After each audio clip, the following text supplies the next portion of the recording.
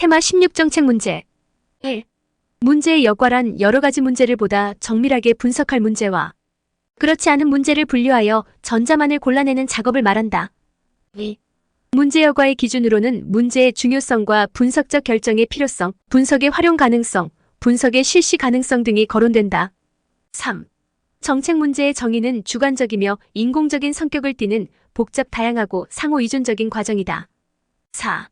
정책 문제는 동태적 성격을 지닌 역사적 산물인 경우가 많아 정책 문제를 정의하고 해석하는 과정은 다양한 결과에 이를 수 있는 애매하고 불투명한 과정으로 간주된다. 5. 더는 정책 문제를 구조화가 잘 된 문제, 어느 정도 구조화된 문제, 구조화가 잘 안 된 문제로 분류하였다. 6. 구조화가 잘 된 문제의 해결을 위해서 분석가는 전통적인 관리과학 기법을 사용하기도 한다. 7. 문제 구조화의 단계는 문제의 감지, 문제의 탐색, 문제의 정해, 문제의 구체화 순으로 구성되어 있다. 8.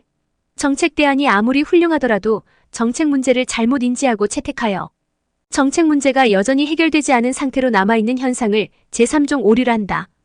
9. 메타 오류라고도 하는 제3종 오류는 주로 문제를 정의하는 단계에서 나타난다. 10. 제3종 오류는 가치 중립적인 판단은 비현실적이라는 관점에서 출발하며 기술적 접근의 무비판적인 수용을 비판하는 측면이 강하다. 11. 잘못된 교통신호체계가 실제로 더 큰 문제임에도 불구하고 자가용 증대 문제를 도심교통 혼잡의 핵심이라고 잘못 정의하고 이를 해결하려 한다면 이는 제3종 오류를 범한 것이다. 12. 제3종 오류를 방지하는 것이 정책 문제 구조화의 핵심으로 간주된다. 13. 문제 구성 자체가 잘못된 제3종 오류를 줄이기 위한 방법으로 경계 분석, 복수관점 분석 등이 사용된다. 14. 정책이나 프로그램의 효과가 실제로 발생하지 않았음에도 불구하고 통계적으로 효과가 나타난 것으로 결론을 내리는 것을 제1종 오류라 한다. 15. 제1종 오류는 실제로는 모집단의 특성이 연가설과 같은 것인데 연가설을 기각하는 경우에 발생한다. 16. 정책이나 프로그램의 효과가 실제로 발생하였음에도 불구하고 통계적으로 효과가 나타나지 않은 것으로 결론을 내리는 것을 제2종 오류라 한다. 17. 제2종 오류는 모집단의 특성이 연가설과 같지 않은데 연가설을 기각하지 않는 경우에 발생한다. 18. 제1종 오류는 로 표시하고 제2종 오류는 로 표시한다. 19. 확률 1-는 신뢰 수준을 나타내며 확률 1은 검정력을 나타낸다. 20. 문제 구조화 기법은 문제의 구성 요소와 메타 문제의 파악을 주된 목적으로 하는 방법과 이해 당사자들의 갈등적 가치관을 종합하는 방법으로 구분할 수 있다. 21. 더는 문제 구조화의 방법으로 경계 분석, 분류 분석, 계층 분석, 유추 분석, 브레인스토밍, 복수관점 분석, 가정 분석, 논변지도 작성 방법 등을 소개하였다. 22.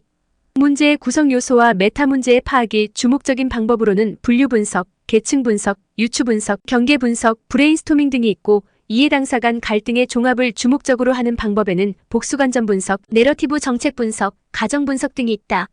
23.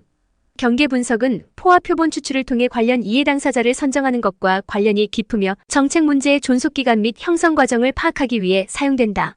24. 분류 분석은 문제의 상황을 정의하기 위해 당면 문제를 그 구성 요소들로 분해한 후 논리적 추론을 통해 추상적인 정책 문제를 구체적인 요소들로 구분하는 방법이다. 25. 분류 분석은 문제의 상황을 정의하고 분류하기 위하여 사용되는 개념을 명백하게 정의하기 위한 기법이다. 26.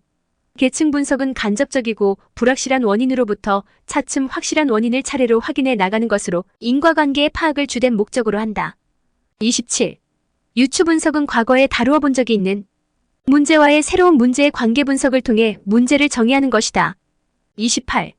개인적 유추는 분석가가 마치 정책 결정자인 것처럼 문제를 경험하고 있는 것으로 상상하는 것이다. 29. 직접적 유추는 분석가가 두 개 이상의 실제 문제 상황 사이의 유사한 관계를 탐색하는 것이다. 30. 분석가가 약물 중독 문제를 구조화하는데 전염병의 통제 경험으로부터 유추하는 것은 직접적 유추에 속한다. 31. 가정 분석은 정책 문제와 관련된 여러 구조화되지 않은 가설들을 창의적으로 통합하기 위해 사용하는 기법이다. 32. 복수관점 분석은 문제 상황의 개인적, 조직적, 기술적 관점을 체계적으로 적용함으로써 문제와 잠정적 해결 방안에 관한 통찰력을 얻기 위해 활용된다. 33.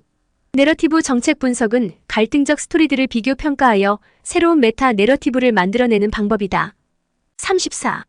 내러티브 정책 분석의 장점은 적대적인 두 진영의 가치와 이해관계가 근본적으로 달라서 그 사이에 타협을 할 수 있는 중간 지점이 없는 고도의 양극화된 정책 논쟁에서도 장래에 활용할 수 있는 메타 내러티브를 찾아내는 것이다.